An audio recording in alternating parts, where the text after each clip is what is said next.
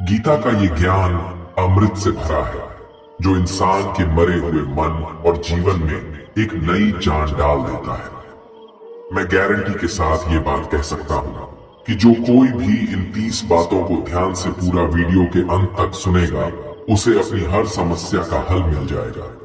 उसे वो सब कुछ मिल जाएगा जो वो पाना चाहता है। इसलिए इस वीडियो में एक भी विचार को मिस मत कीजिए और इस वीडियो को पूरा अंत तक सुने। तो चलिए शुरू करते हैं। श्रीमद् भगवत गीता का सबसे पहला उपदेश है कि बहुत ज्यादा मीठे बोलने वालों से और ज्यादा तारीफ करने वालों से सावधान रहना चाहिए, क्योंकि लोग मीठा सिर्फ तभी बोलते हैं जब उनको आपसे अपना मतलब निकालना होता है। आपकी तारीफ भी सिर्फ तभी की जाती है जब उन्हें आपसे अपना काम निकालना होता है। याद रखना कि तारीफ आपको जिंदगी में कभी भी फ्री में नहीं मिलने वाली। अगर कोई आपकी तारीफ कर रहा है तो कुछ न कुछ उसके लिए आपको चुकाना ही पड़ेगा। इसीलिए जो बहुत ज्यादा मीठा बोलते हैं या जो आपकी तारीफ करते हैं, उनसे जरा सावधान रहना चाहिए। श्रीमद् भगवत गीता का दूसरा उपदेश ये है कि आंखों से सच दिखने वाली बात पर भी एकदम से जल्दी भरोसा नहीं करना चाहिए। ऐसी बहुत कहानियां आपने सुनी होंगी कि कई बार आंखों से दिखने वाली बात भी सच नहीं होती है। इसीलिए भरोसा करने में अभी भी जल्दबाजी मत करना।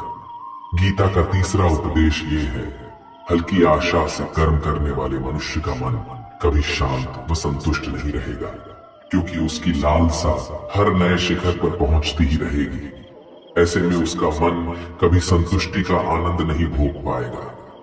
जो व्यक्ति फल की अभिलाषा हेतु कर्म करता है, फिर जब उसे उम्मीदों के अनुसार फल प्राप्ति नहीं हो पाती है, तो वो निराश और दुखी हो जाता है। भगवान श्री कृष्ण अर्जुन से कहते हैं, तुम स्वयं को मुझ में समर्पित कर दो, ईश्वर पर भरोसा रखो और निस्वार्थ, निश्चल, निष्पाप और निष्पक्ष होकर बिना फल की अभिलाषा के कर्म करते जाओ। तुम्हारा जीवन सुख और संतुष्टि से भर जाएगा। देखना, दुख कभी तुम्हें छू नहीं पाएगा और मोक्ष की प्राप्ति हो जाएगी। बार बार जन्म लेने वाले अनंत इच्छाएं मनुष्य को अपनी इंद्रियों का गुलाम बना देती हैं। जब हम दूसरों की चुगली करते हैं तो हमें उसके भाग्य में मिलने वाले दुखों और कष्टों को भी भोगना पड़ जाता है। किसी के प्रति बुरी भावना रखना, बुरा सोचना, ईर्ष्या करना, बुरा बोलना, अपने धर्म और कर्तव्य का पालन न करने वाले कभी मोक्ष प्राप्त नहीं कर सकते। कर्म अच्छा हुआ तो फल अवश्य मिलेगा और कर्म बुरा हुआ तो दंड भी अवश्य मिलेगा। मैं भूत का, वर्तमान और भविष्य में होने वाली प्रत्येक घटना के हर परिणाम को देख सकता हूँ। इसलिए परिणाम की चिंता छोड़कर अपने कर्म को निरंतर करते रहो। कर्म अच्छा हो या बुरा, वे तब तक पीछा नहीं छोड़ते जब तक वह कर्म करने वाले को फल की प्राप्ति नहीं हो जाती। यानी जब तक कर्म करने वाला अपने कर्म के परिणामों को पूर्ण रूप से भोग न ले, समय से पहले और भाग्य से अधिक कभी कुछ उसको नहीं मिल पाता। सामान्य मनुष्य सदैव सर्वश्रेष्ठ मनुष्यों को देखकर उन्हीं के आदर्शों पर चलकर उन्हीं के जैसा बनने का प्रयास करते हैं। संसार तुम्हें वैसा ही देखेगा जिस मानसिक दृष्टि से तुम संसार को देखते हो। बुरी आदतें, बुरी चीजें और बाहरी सुंदरता के प्रति मनुष्य तब आकर्षित होता है जब वह अपनी इंद्रियों का गुलाम हो जाता है। जिस प्रकार जलते हुए छोटे से दिए की रोशनी से प्रचंड अंधकार भी समाप्त हो जाता है, उसी प्रकार जब आप मन में मौजूद अज्ञानता से भरे अंधकार रूपी कमरे में सकारात्मक सोच का तेल डालकर ज्ञान का प्रकाश उजागर करेंगे, तो अज्ञानता रूपी समक्ष अंधकार स्वतः ही समाप्त हो जाता है।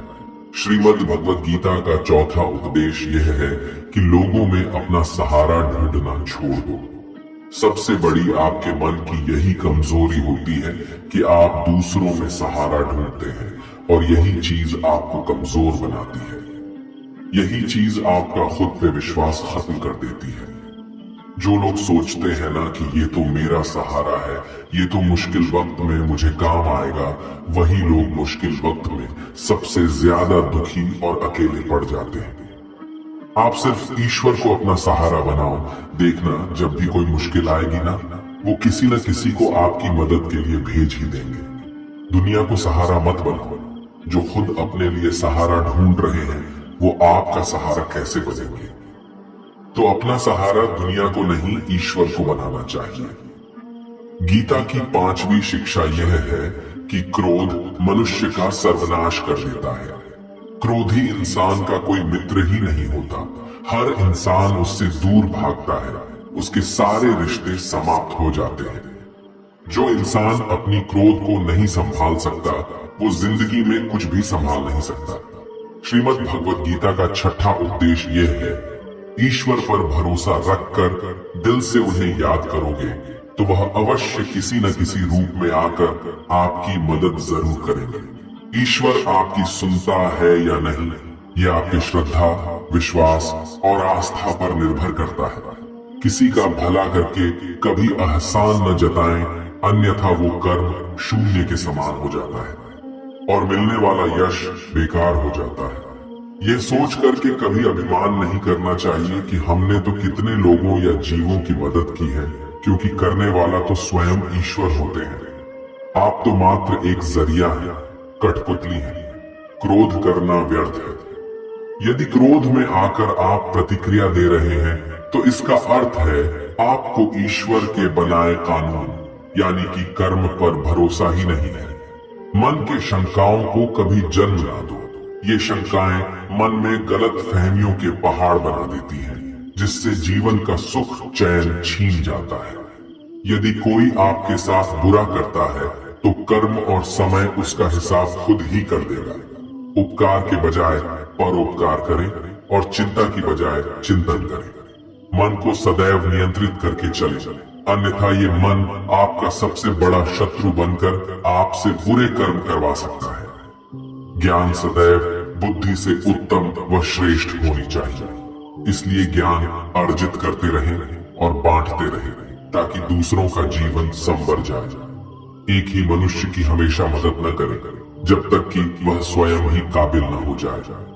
जो व्यक्ति फल की आशा हेतु कर्म करता है वह कर्म से ही बंध कर रह जाता है। कोई भी इंसान जन्म से नहीं बल्कि अपने कर्मों से महान बनता है। दुनिया और लोग वैसे ही नजर आएंगे जैसा तुम देखना चाहोगे। मेरा, तेरा, छोटा, बड़ा, अपना, पराया मन से मिटा दो, फिर सब तुम्हारा है और तुम सबके हो। फल की अभिलाषा छोड़कर निरंतर कर्म करने वाला मनुष्य ही अपने जीवन को सुखद और संतुष्टिदायक बना पाता है। कोई भी दुख तुम्हें तब तक विचलित नहीं कर सकता जब तक तुम इंद्रियों को अपने वश में रखते हो। शांति उसी को प्राप्त होती है जो मैं और मेरा तथा मैंने किया या मैंने बनाया ऐसी लालसा से बाहर आ जाता है। किसी भी वस्तु, वह जगह या जीव एवं मनुष्य से अत्यधिक लगाव एक दिन दुख का सबसे बड़ा कारण बनता है। जीवन में वही मनुष्य संतुष्ट रह सकता है जो कम से कम में भी खुश है और अधिक पाने या होने की लालसा व उम्मीद नहीं रखता। गीता का 7वां उपदेश ये है कि अपने मन को शांत रहना सीखो, क्योंकि अशांत मन जीवन में सिवाय दुख के और आपको कुछ नहीं देने वाला, और एक शांत मन आपको जीवन में प्रेम और आनंद ही देगा। दुख और सुख सिर्फ शांत और अशांत मन के परिणाम है। अशांत मन दुख को ही जन्म देता है और शांत मन परम आनंद को जन्म देता है।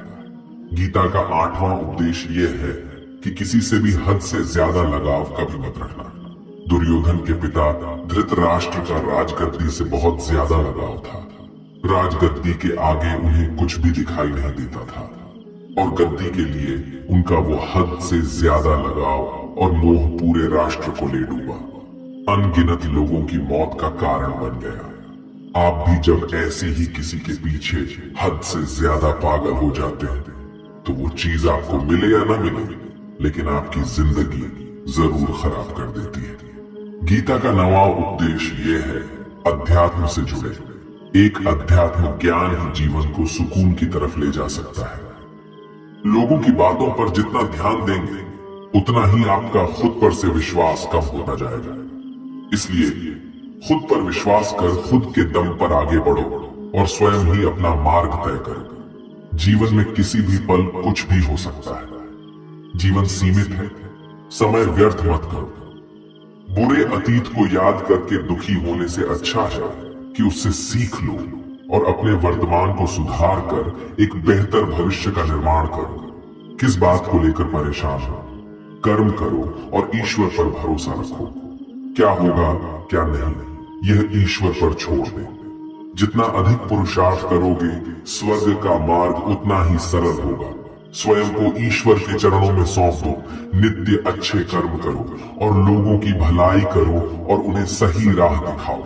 एक ज्ञानवान व्यक्ति कभी भी कामुक सुख में आनंद नहीं लेता, इसलिए ज्ञानी बनो।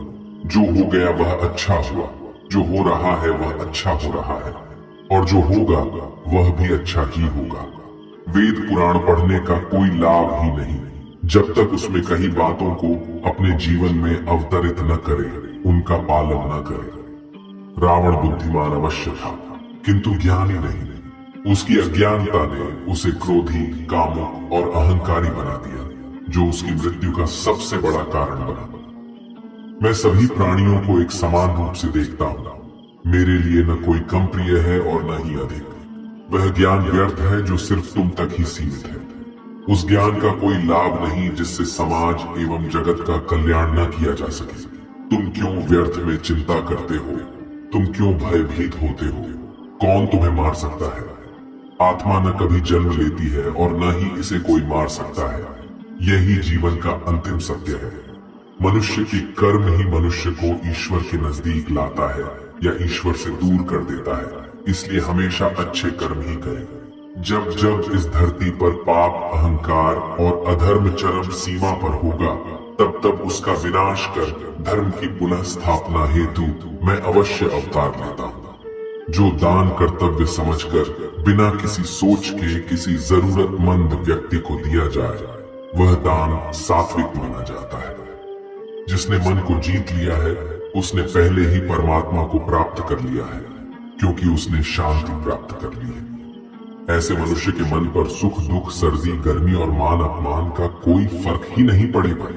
जो विद्वान होते हैं वो न तो जीवन के लिए और न ही मृत के लिए शोक करते हैं। गृहस्थी व समाज में रहकर परोपकार करना और अपने कर्तव्यों को पूरी निष्ठा से ईमानदारी के साथ निभाना, धर्म का पालन करना भी बड़े तप के समान होता है। गीता का 10वां उपदेश ये है कि इंसान ही आज का इंसान का दुश्मन हो गया है। चाहे आप बिजनेस में देख लो, चाहे आप रिश्तों में देख लो, किसी भी फील्ड में आप देख लो, इंसान ही इंसान को नुकसान पहुंचा रहा है। इतना प्रतिस्पर्धा बढ़ गया है, कितनी चोरियां बढ़ रही हैं, इतना क्राइम बढ़ गया है। शास्त्रों में जो कलयुग के लक्षण लिखे गए हैं ना, कि एक दिन इंसान ही इंसान को खाएगा, वो समय तो आ गया है। इंसान ही तो इंसान को खा रहा है, एक दूसरे का बिजनेस खा रहा है, एक दूसरे की नौकरियां खा रहा है, एक दूसरे की जिंदगी की खुशियां खा रहा है। इंसान जो दुखी है उसे और दुखी करो, जो खुश है उसे परेशान करो। यही तो हो गया है आजकल। कहने को तो सब इंसान है, लेकिन इंसानियत कहीं दिखती ही नहीं। एक सेठ के घर से एक भिखारी निकल रहा था। उसने उस सेठ से कहा कि मुझे एक गिलास पानी पिला दीजिए, बहुत प्यास लगी है, बहुत दूर से पैदल चलकर आया हूँ, मेरे प्राण निकल रहे हैं। तो सेठ बोला कि अभी आदमी नहीं है, आदमी आ जाए तो आपको पानी दे दिया जाएगा। थोड़ी देर बाद उस भिखारी ने सेठ से कहा, आप कृपया करके मुझे एक गिलास पानी पिला दीजिए, मैं चला जाऊंगा, मेरे प्राण निकल रहे हैं और आस पास में किसी का घर भी नहीं दिख रहा।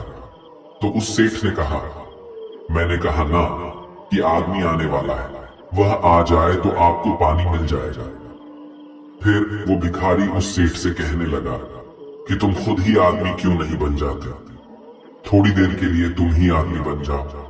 आजकल यही हो गया है, यहाँ कोई आदमी बनने को तैयार ही नहीं है। बस लोग एक दूसरे को नोचने में लगे हैं, एक दूसरे का फायदा उठाने में लगे हैं। इसीलिए ही कलयुग को मतलबी युग कहा जाता है कि लोग सिर्फ और सिर्फ एक दूसरे से अपने मतलब से ही जुड़े हुए हैं। गीता का 11वां उपदेश ये है कि जिंदगी में कभी भी खुद को किसी का जरूरतमंद मत बनाओ। क्योंकि जब तक आप किसी के जरूरतमंद नहीं होते तब तक आपको कोई दुख नहीं पहुंचा सकता, कोई आपका फायदा नहीं उठा सकता। जिस इंसान के आप जरूरतमंद हो जाओगे वो आपका लाभ उठाना शुरू कर देता है। जिस दिन आपने अपने जीवन को किसी का जरूरतमंद बना दिया उसी दिन से आपको उसकी गुलामी करनी पड़ती है। औरों की तो छोड़ो, जो लोग अपने नौकरों के, काम वाली बाइयों के जरूरतमंद हो जाते हैं तो उनका सब कुछ सहना शुरू कर देते हैं, क्योंकि उन्हें पता होता है कि आपका काम उनके बिना चल ही नहीं पाएगा और आप खुद से उतना काम कर नहीं पाएंगे और दूसरा कोई आपको मिल नहीं रहा तो उनका आपको परेशान करना शुरू हो जाता है। लेकिन जब उन्हें ये समझ आता है कि आप अपना काम खुद कर सकते हैं तो आपको दूसरे 1000 ऑप्शन मिल सकते हैं, तो वो चुपचाप अपना काम करेंगे। अब अगर आप कोई ऐसी नौकरी करते हैं जहां आपके बॉस के गलत होते हुए भी आप उसका टॉर्चर सहते रहते हैं तो आपको पता होता है कि आप उसके जरूरतमंद हैं और वो उसका पूरा फायदा लेता है। और तो और जिस घर परिवार में आप रहते हैं अगर वहां भी आप किसी के जरूरतमंद हैं तो वो आपको पूरा चूस लेता है, क्योंकि वहां आप 24 घंटे रहते हैं, कहीं और जा ही नहीं सकते। आपके सर पे चढ़ के नाचेगा वो इंसान और आपको पूरी तरह से अपने कंट्रोल में रखेगा। लोगों को बहुत मजा आता है अपने से कमजोर इंसान को अपने कंट्रोल में रखने के। आप चाहे हजारों के लिए अच्छा करो, चाहे हर वो काम करो जिससे उन्हें खुशी मिले, पर ऐसे लोग आपकी गर्दन को दबा के रखते हैं। आप में अगर कुछ प्रतिभा है तो आपके पंख ही काट दिए जाएंगे। हर वो कोशिश की जाएगी आपके साथ जिससे आप जिंदगी में कभी आगे ही न बढ़ पाओ। आप किसी का जरूरतमंद होना मर जाने से भी बदतर होता है। जरूरतमंद आपको गुलाम बनाकर रख देती है। आपने कभी गौर किया कि आपकी जिंदगी वही लोग खराब करते हैं जिनके आप जरूरतमंद हो जाते हैं। आपका सारा दुख वहीं से आता है जिसके आप जरूरतमंद होते हैं। जरूरतमंद सिर्फ शरीर या काम की नहीं होती, सबसे बड़ी जरूरतमंद मन की होती है कि जिंदगी में कोई हमें चाहिए, हमें संभालने के लिए, नहीं तो हम खुश नहीं रह पाएंगे। अकेलापन लोगों से झेला नहीं जाता है। फिर कई बार आप ऐसे लोगों से जुड़ जाते हैं जो आपकी इस मन की जरूरतमंदी का पूरा फायदा उठाते हैं। आप उनसे रिश्ता इसीलिए जोड़ते हैं ताकि आपकी जिंदगी में थोड़ी खुशी आए, और वो लोग आपको खून के आंसू रुलाते हैं, आपकी पूरी जिंदगी नर्क बना देते हैं। याद रखना एक बात, माँ बाप के अलावा ऐसा दुनिया में आज तक कोई पैदा नहीं हुआ है कि आप जिसके जरूरतमंद हो और वो आपका फायदा न उठाए। इसीलिए जिंदगी में कभी भी खुद को किसी का जरूरतमंद मत बनाना। गीता का 12वां उपदेश ये है, असफलता के डर से दोबारा प्रयास न करने वाला मनुष्य जीवन में बड़ी कामयाबी कभी प्राप्त ही नहीं कर सकता। क्रोध से भ्रम पैदा होता है, भ्रम से बुद्धि व्यग्र होती है। जब बुद्धि व्यग्र हो जाती है तब तर्क नष्ट हो जाता है, और जब तर्क नष्ट हो जाता है तब व्यक्ति का नाश हो जाता है। बड़ी कामयाबी एक ऐसे ताले में बंद होती है जो 5 चाबियों से खुलती है। सकारात्मक सोच, एकाग्रता, सच्ची लगन, दृढ़ संकल्प और निरंतर प्रयास। निष्पक्ष और निस्वार्थ भाव से कर्म किए बिना मोक्ष की उम्मीद करना बेकार है। जब भी मनुष्य स्वयं के इंद्रियों के अधीन हो जाता है तो वासना, आलस और लालच जैसी बुरी आदतें मन पर सवार हो जाती हैं। लक्ष्य प्राप्त करने के लिए हमें कर्म में पूर्ण रूप से समर्पण अति आवश्यक है। इसके लिए धन की लालसा मन से निकालकर अपने कर्म पर केंद्रित होना चाहिए। कर्म को लेकर श्री कृष्ण जी कहते हैं, हे अर्जुन, तुम कर्म करने के अधिकारी हो, न कि उससे मिलने वाले फल के। अतः बिना फल की आशा किए जब कर्म करोगे तभी तुम फल की प्राप्ति के पात्र कहलाओगे। क्रोध सोचने की ताकत को हर लेता है, जिस वजह से सही फैसला ले पाना कठिन हो जाता है। यदि आप कर्म फल प्राप्ति की लालसा व लालच हेतु कर रहे हैं तो कर्म कभी आपकी उम्मीदों के अनुसार प्राप्त नहीं होगा। बुरे कर्म से पीछा छुड़ाने का सबसे बेहतर तरीका है मन में अच्छे विचारों को आने दो और सकारात्मकता से सोचो। मनुष्य का मन परिवर्तनशील है, हमारे सोचने का तरीका और आदतें वैसे ही बनेंगी जिस तरह से लोग और माहौल में हम अधिक समय बिता रहे होंगे। मनुष्य जीवन में वही करता है जो भी वो देखता है, सुनता है, समझता है। जो व्यक्ति किसी अच्छे कर्म को करते हुए उसे ही अपना सौभाग्य और पुरस्कार मानता है, तो ऐसे व्यक्ति को कर्मफल उम्मीदों से कहीं अधिक मिल जाता है। बड़े लक्ष्यों के निर्माण और सपनों को सच करने के लिए सबसे पहले आपको कल्पनाकारी बनना होगा। गीता का 13वां उपदेश यह है कि जिस रिश्ते में मर्यादाएं टूट जाती हैं, वहां सिर्फ सर्वनाश ही होता है। कोई आपसे बड़ा है या छोटा है, अगर वो रिश्तों में अपनी मर्यादाओं को तोड़ देगा तो वो रिश्ता कभी नहीं टिक सकता। रिश्ता सिर्फ तभी चलता है जब दो लोग एक दूसरे की इज्जत करते हैं, कदर करते हैं और कभी अपनी लिमिट क्रॉस नहीं करते हैं। जिस रिश्ते में कोई लिमिट नहीं है, एक दूसरे की इज्जत नहीं है, वो रिश्ता आज नहीं तो कल खत्म ही हो जाता है। गीता का 14वां उपदेश ये है कि जिस रिश्ते में मर्यादाएं टूट जाती हैं, वहां सिर्फ सर्वनाश ही होता है। कोई आपसे बड़ा है या छोटा है, अगर वो रिश्तों में अपनी मर्यादाओं को तोड़ देगा तो वो रिश्ता कभी नहीं टिक सकता।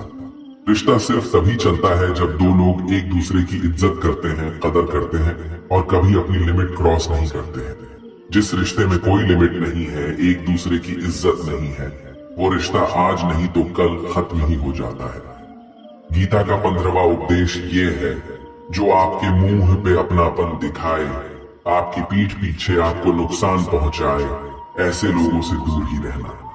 चाणक्य ने कहा है कि ऐसे लोग उस घड़े की तरह होते हैं जिसके मुंह में तो अमृत लगा है, लेकिन जिसके भीतर जहर भरा हुआ होता है। आप जिसे अमृत समझकर पी जाते हैं, वास्तविकता में वो जहर ही होता है। तो ऐसे लोगों को जहर की तरह छोड़ देना चाहिए, जो अपनेपन का दिखावा करे और पीछे से हमेशा आपको नुकसान पहुंचाए।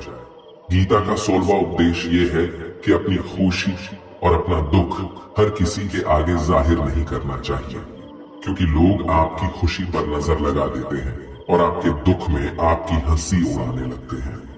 आपकी खुशी से कोई खुश नहीं होता, लोगों को जलन होती है। हर आंसू आंख में लाया ना करो, हर जख्म सबको दिखाया ना करो।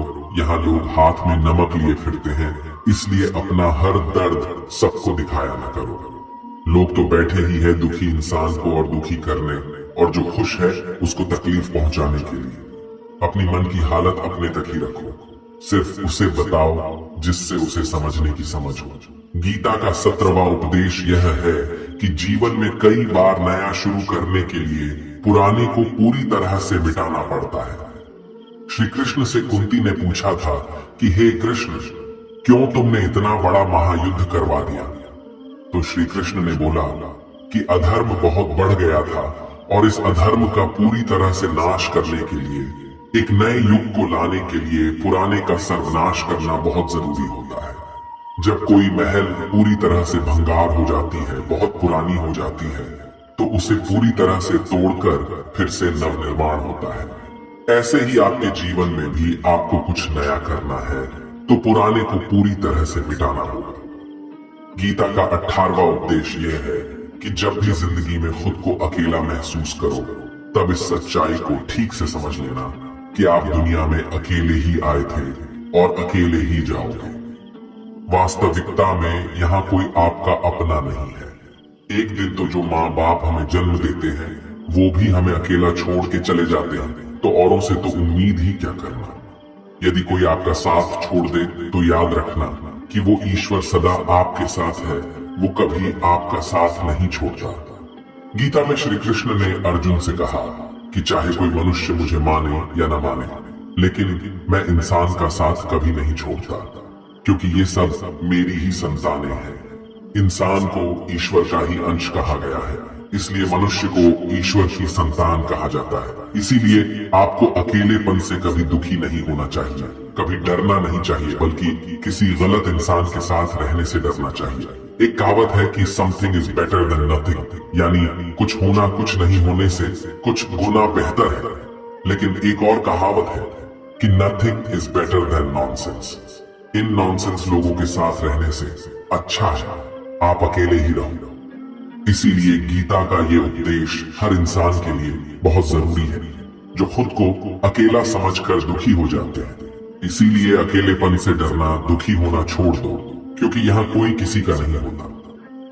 गीता का 19वां उपदेश ये है कि जीवन में कई बार नया शुरू करने के लिए पुराने को पूरी तरह से मिटाना पड़ता है। श्री कृष्ण से कुंती ने पूछा था कि हे कृष्ण, क्यों तुमने इतना बड़ा महायुद्ध करवा दिया?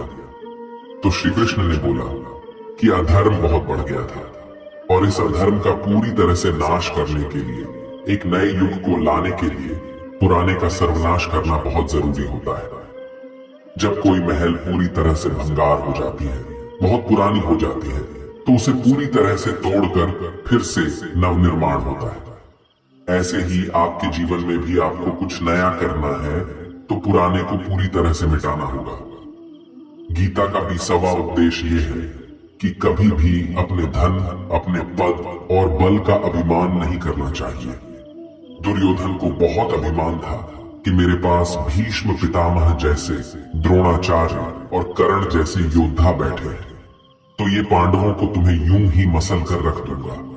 अपने धन का अभिमान था, अपने पद और शक्ति का अभिमान था, लेकिन वो अभिमान ही एक दिन उसके सर्वनाश का कारण बना। जो लोग अपने पैसे के अहंकार में या शक्ति के अहंकार में दूसरों को नीचा दिखाते हैं, दूसरों को चोट पहुंचाते हैं, एक दिन उनकी वही गलती उनका सर्वनाश कर देती है। इसलिए जीवन में आप चाहे कितने भी सफल हो जाएं, कितने भी बड़े इंसान हो जाएं, लेकिन उसका अभिमान दूसरों को कभी मत दिखाना। गीता का 21वां उपदेश ये है, श्री कृष्ण अर्जुन से कहते हैं कि हे अर्जुन, मृत्यु जीवन का अटल सत्य है जिसे कुछ समय के लिए टाला तो जा सकता है, किंतु झूठा साबित नहीं किया जा सकता। और ये शरीर तो किराए के घर की भांति है जहां हम कुछ समय के मेहमान हैं। शरीर नश्वर है किंतु आत्मा अमर है। जो होना है उसे कोई टाल नहीं सकता, और जो होना ही नहीं है उसके बारे में शोक व चिंता करके स्वयं की परेशानियां बढ़ाने के ही समान है। जो भी जन्म लेता है उसकी मृत्यु निश्चित है और मरने वाले का जन्म निश्चित है। इसलिए जो अटल है उसके विषय में तुमको शोक नहीं करना चाहिए। सच्चाई से कभी दूर नहीं भागा जा सकता है, इसलिए सत्य को स्वीकार कर लेने में ही हमारी समझदारी है। झूठ को जानबूझकर सत्य मानकर जीना ही बहुत बड़ी गलतफहमी कहलाती है। स्वयं की व्यक्तिगत सोच गलतफहमियों को भी जन्म दे सकती है, इसलिए स्वयं की व्यक्तिगत सोच को दूसरों पर कभी नहीं थोपना चाहिए। वासना, क्रोध और लालच ये नरक के 3 द्वार होते हैं। बिना मोक्ष के जन्म मरण के चक्र से छुटकारा नहीं पाया जा सकता। जिस प्रकार अग्नि सोने को परखती है, उसी प्रकार संकट वीर पुरुषों को परखती है। मनुष्य का सबसे बड़ा और सबसे पहला शत्रु या मित्र उसका मन ही होता है। एक और हद से अधिक इच्छाएं जीवन का सुकून छीन लेती हैं। बिना किसी पुरुषार्थ के आप अच्छे फल व सकारात्मक परिणाम की कामना ही नहीं कर सकते। यदि आप धर्म के मार्ग पर चलते हैं तो परिणाम की चिंता किए बिना अपने धर्म का निडरता से पालन करें। गीता का 22वां उपदेश ये है कि जहां आपके लिए प्रेम और इज्जत नहीं है वहां कभी मत जाओ। महाभारत का युद्ध शुरू होने से पहले श्री कृष्ण हस्तिनापुर गए थे, पांडवों की तरफ से शांति प्रस्ताव लेकर के। तब शकुनी ने दुर्योधन से कहा, ये कृष्ण बड़ा मायावी है, अगर ये हमारे पक्ष में आ जाए तो समझ लो पांडव हार ही गए। तो इसकी सेवा करो, इसको अपने घर आने का निमंत्रण भेजो, इसे खुश करो। जब श्री कृष्ण हस्तिनापुर पहुंचे तो दुर्योधन ने उन्हें अपने घर आने के लिए कहा और श्री कृष्ण से कहा, आप मेरे घर में रहिए, मेरा आतिथ्य स्वीकार कीजिए, मेरे घर में भोजन कीजिए। तो श्री कृष्ण ने दुर्योधन से कहा कि दुर्योधन, इंसान को किसी के घर तभी भोजन करना चाहिए, तभी जाना चाहिए, या तो उसे बहुत प्रेम हो या तो हमारे जीवन में कोई बहुत बड़ी आपत्ति आ गई हो। ना तो मेरी जिंदगी में कोई आपत्ति आई है और ना ही तुम्हारा मुझसे कोई प्रेम है, तो तुम्हारे घर तो मैं कभी नहीं आऊंगा।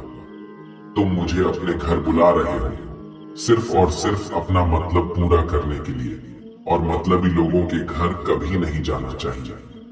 इसीलिए इससे हमको ये शिक्षा मिलती है कि जिसके दिल में आपके लिए प्रेम नहीं है, इज्जत नहीं है, वहां आपको कभी नहीं रहना चाहिए।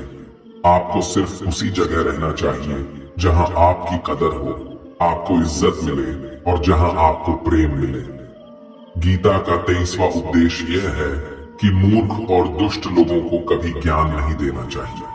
इससे उनके अहंकार को चोट लगती है और वो आपके लिए मन में वैर भाव लेके बैठ जाते हैं और वक्त आने पर आपको ही नुकसान पहुंचाते हैं। मनुष्य जीवन बहुत दुर्लभ है, इसे व्यर्थ न जाने दो। जीवन में ऐसे कर्म करो जो आने वाले मानव जाति के लिए प्रेरणा स्रोत बन सके। श्री कृष्ण अर्जुन से कहते हैं कि हे अर्जुन, जो जीवन के मूल्य को जानता हो वह मनुष्य अपने जीवन का मूल्य निर्धारित कर जीवन को एक बड़ा लक्ष्य प्रदान कर पाता है।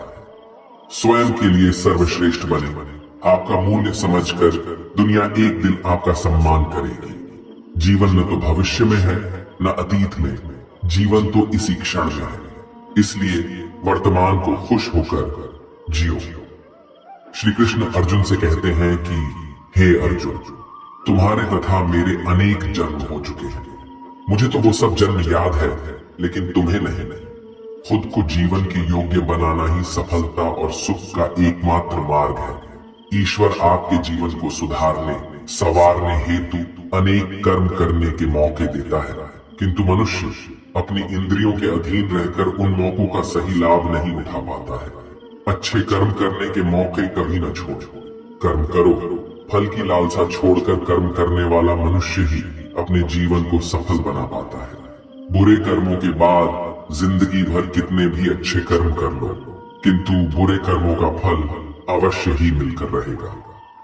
श्री कृष्ण अर्जुन से कहते हैं, हे अर्जुन, एक सच्चा योगी अपने कर्म फल की इच्छा किए बिना कर्म को धर्म समझकर पूरी निष्ठा से करता है। जो मनुष्य न तो कर्म फल की इच्छा करता है और न ही कर्म फलों से घृणा करता है, वह सन्यासी जाना जाता है। जीवन में किसी भी मुकाम को प्राप्त किया जा सकता है जब मनुष्य अपने मन पर नियंत्रण और खुद पर विश्वास रखकर आगे बढ़े तो।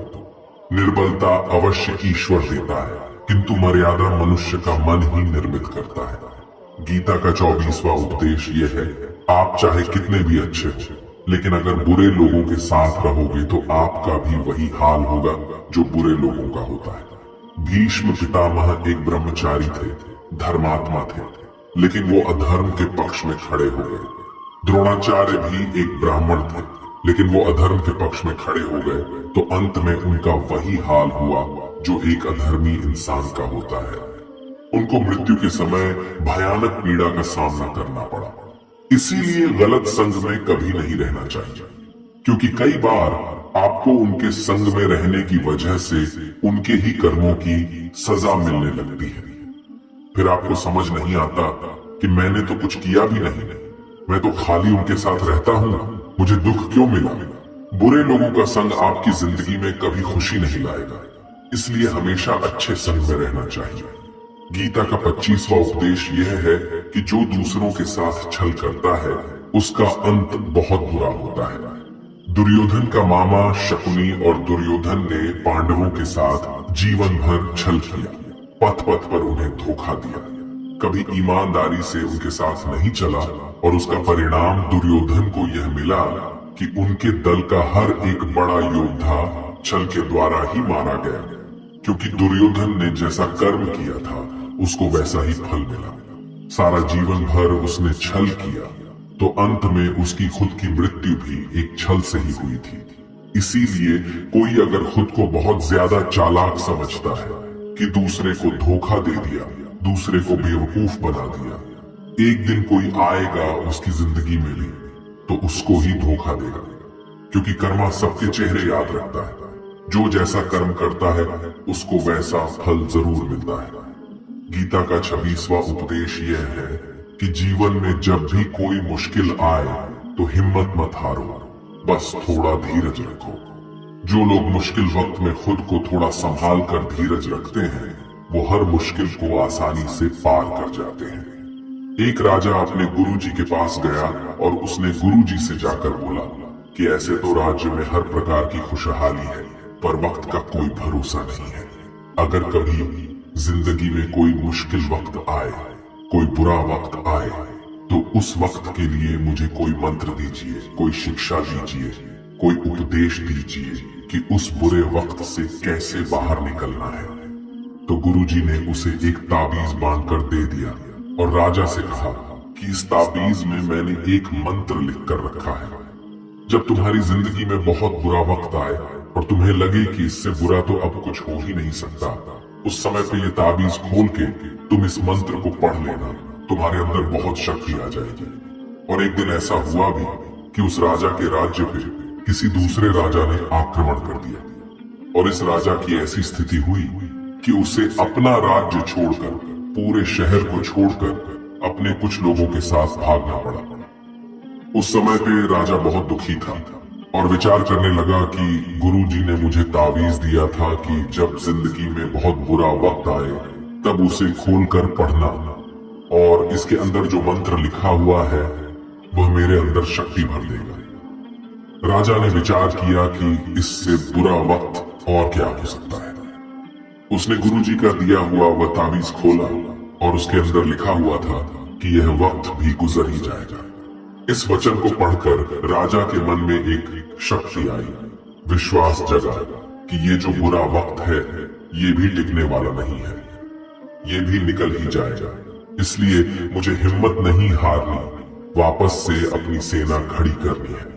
और उस राजा ने वापस अपने सैनिकों को जमा करके अपनी सेना को खड़ा किया और उस राजा पर हमला करके अपना राजा वापस प्राप्त किया। तो जिंदगी में स्थिति चाहे कितनी भी बुरी क्यों ना हो, वह हमेशा के लिए नहीं रहने वाली, वो भी एक दिन गुजर जाएगी। वक्त चाहे कैसा भी हो, एक दिन जरूर बदल जाएगा। हमारी जिंदगी में न जाने कितनी बार दुख आए, कितनी बार मुश्किल वक्त आया, लेकिन हम हर बार निकल जाते हैं। ऐसे ही आपकी जिंदगी में जब कोई मुश्किल वक्त आए, बुरा वक्त आए, तो मन में ये विश्वास रखना कि ये वक्त भी एक दिन गुजर ही जाएगा। इसलिए अपनी हिम्मत मत हारो। अगर आपके अंदर धीरज है तो आप बुरे से बुरे वक्त को भी जरूर पार कर जाओगे। गीता का 27वां उपदेश यह है कि आज के युग में बहुत ज्यादा अच्छे मत बनो, नहीं तो ये दुनिया आपको लूट के कंगाल कर देगी।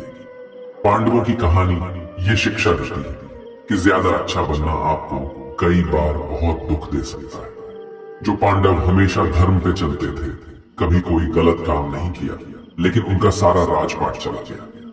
उनकी पत्नी को भरी सभा में नग्न करने की कोशिश की गई। भिक्षा लेकर के उन्हें अपनी जिंदगी गुजारनी पड़ी। कारण क्या था?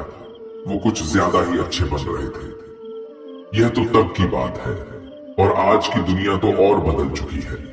लोग अच्छे इंसान को इज्जत कम देते हैं, बल्कि उसका इस्तेमाल ज्यादा किया जाता है। अगर आप भी लोगों के साथ अच्छा चलते हैं तो आप इस चीज को खुद अनुभव कर पाएंगे।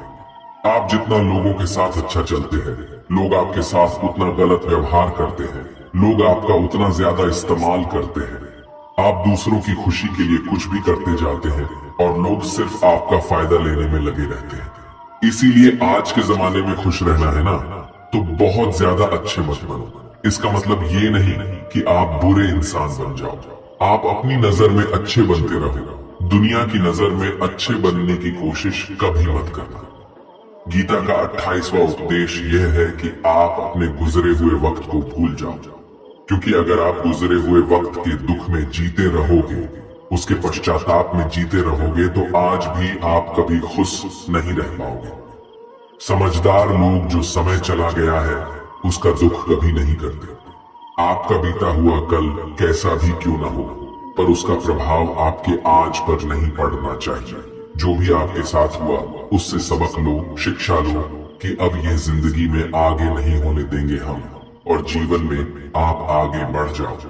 कई बार लोग रोते रहते हैं कि उस इंसान ने मेरे साथ इतना गलत किया, इसीलिए आज जिंदगी में मैं इतना दुखी भी। लोग कोसते रहते हैं दूसरों को कि उसकी वजह से मेरी जिंदगी में दुख है, उसकी वजह से मेरी जिंदगी खराब हो गई है। लेकिन जब तक आप उसे कोसते रहेंगे, आप जिंदगी में कभी खुश नहीं रह पाएंगे, कभी आगे नहीं बढ़ पाएंगे। जो हुआ, जो लोगों ने आपके साथ किया, उसे आप बदल नहीं सकते, लेकिन आपका आज आप जरूर बदल सकते हो।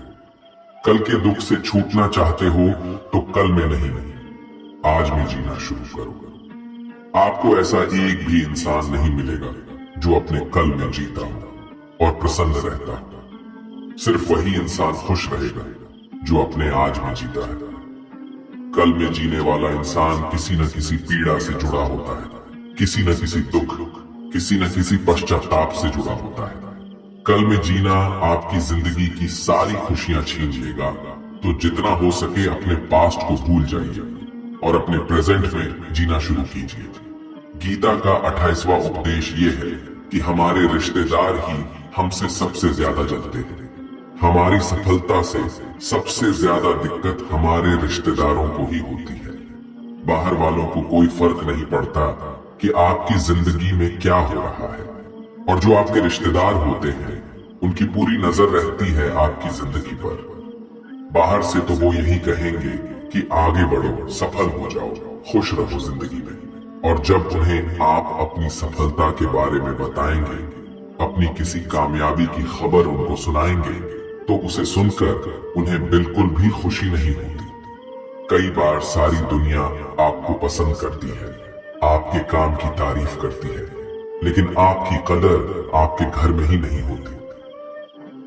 महाभारत का युद्ध बाहर के लोगों में नहीं हुआ था, यह भाइयों के आपस की लड़ाई थी।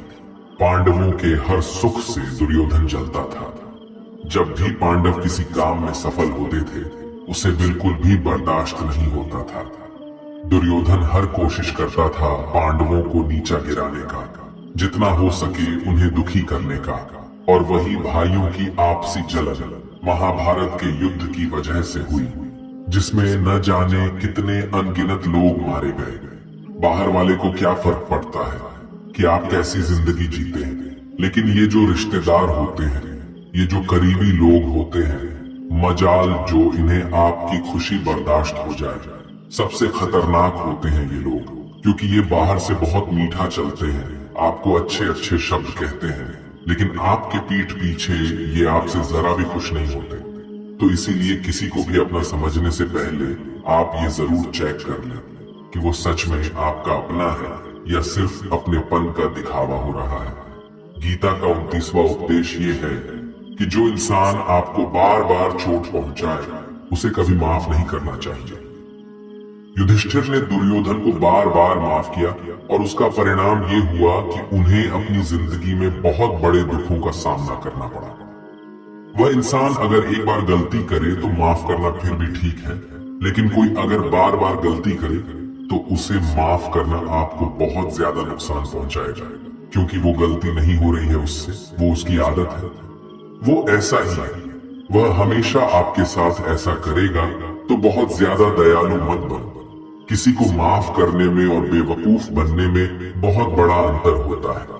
किसी को अगर एक बार आप माफ भी कर रहे हो, तो उस इंसान से आप जरूर सावधान रहना। कहते हैं, आजमाए हुए को फिर आजमाना मिट्टी मुंह में डालने के बराबर होता है। जिससे धोखा खाया है, जिससे आपको तकलीफ मिली है, उस पे भरोसा गलती से भी मत करना। तो माफ उतना ही करो जितने में आप बेवकूफ ना लगो। गीता का 29वां उपदेश यह है कि जब कोई आपके साथ धोखा या छल करे, तो उसको कोसना या दुखी होना छोड़ दो, बल्कि उससे शिक्षा लो कि लोग असलियत में वैसे नहीं होते जैसा आप उन्हें समझ लेते हैं। यहाँ पर लोग अपने मुंह पर मुखौटा लगाकर घूमते हैं। यहाँ हर इंसान खुद को अच्छा दिखाने की कोशिश करता है, अच्छा बनने की कोशिश कोई नहीं करता। आप किसी के साथ थोड़ा गलत व्यवहार करके तो देखो, उसका असली रंग सामने आ जाएगा। या फिर जब आपकी जिंदगी में कुछ मुश्किल वक्त आएगा, तो भी आपको उसका असली रंग देखने को मिल जाएगा। इसीलिए किसी पर भी जल्दी भरोसा नहीं करना चाहिए। किसी से भी इतनी उम्मीद नहीं लगानी चाहिए कि बाद में हमारा दिल ही टूट जाए, क्योंकि दुनिया के लोग ना कभी किसी के हुए हैं और ना कभी किसी के होंगे। अपना दिल उस ईश्वर को समर्पित कर दो, फिर देखना आपका दिल कोई नहीं दुखा पाएगा। श्री कृष्ण ने अर्जुन से गीता के 12वें अध्याय भक्ति योग में कहा है कि हे अर्जुन, अपना मन, अपनी बुद्धि, अपना दिल सिर्फ उसमें लगा दे, फिर देखना तेरा दिल कोई नहीं दुखा पाएगा, कोई तेरा दिल नहीं तोड़ पाएगा। याद रखना, इस दुनिया में आप जिससे भी सबसे ज्यादा दिल लगाओगे, सबसे ज्यादा दुख भी आपको वही इंसान देगा, क्योंकि इस दुनिया में दिल की कोई कदर नहीं है, भावनाओं की कोई कदर नहीं है। कदर होती है बस मतलब की, फायदे की, कि आपसे किसी का क्या फायदा हो सकता है। जब तक आपसे लोगों का मतलब है, तब तक सब लोग आपसे अच्छा चलते हैं। जैसे ही उनका मतलब खत्म हो जाता है, वैसे ही उनका बात करने का तरीका भी बदल जाता है। इसीलिए जब आप किसी से नया नया मिलते हैं, तो उस पर यकीन मत करिए, वह सिर्फ एक मुखौटा है आपको दिखाने के लिए, आपको फंसाने के लिए। अब ये आप पर निर्भर करता है कि आप उसमें फंसते हैं या अपनी समझ से काम लेते हैं। गीता का 30वां उपदेश यह है कि डर धारण करने से भविष्य के दुख का निवारण नहीं होता है। डर से चिंताएं तो बढ़ती हैं, जो मन का सुख चैन सभी छीन लेती है। किसका डर है तुम्हें? कौन तुम्हें मार सकता है? तुम शरीर नहीं हो, शरीर तो तुम्हारा मात्र एक साधन है अपने कर्मों को सिद्ध करने का। तुम एक आत्मा हो जो कि अमर है। तुम युगों से अनेकों शरीर धारण करते आए हो। अब मानव शरीर तुम्हें प्राप्त हुआ। अपने कर्म को सिद्ध करके जीवन का मात्र उद्देश्य परोपकार करना है, जरूरतमंद की निस्वार्थ मदद करना है।